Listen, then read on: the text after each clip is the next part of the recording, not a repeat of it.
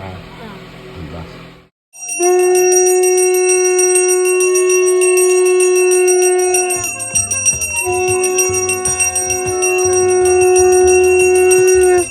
আরতি তো সম্পূর্ণ হলো, চলো অঞ্জলিটা দিয়ে ফেলি। প্রতি বছর আমি আর বর্মশাই উপোস থাকি, এবছর জানো তো আমার সোনাও উপোস করেছে।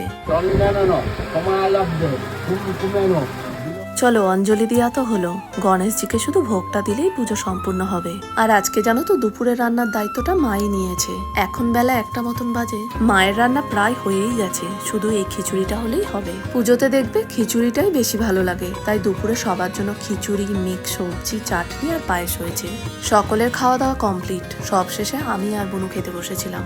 আজকের এই ব্লগটা এখানে শেষ করছি। গণেশজির কাছে প্রার্থনা করি তোমরা সবাই ভালো থাকো, সুস্থ থাকো, আর আগামী দিন তোমাদের আরো ভালো কাটুক। যদি ব্লগটা ভালো লেগে থাকে অবশ্যই লাইক কমেন্ট করো। আবারও দেখা হবে আগামী দিন।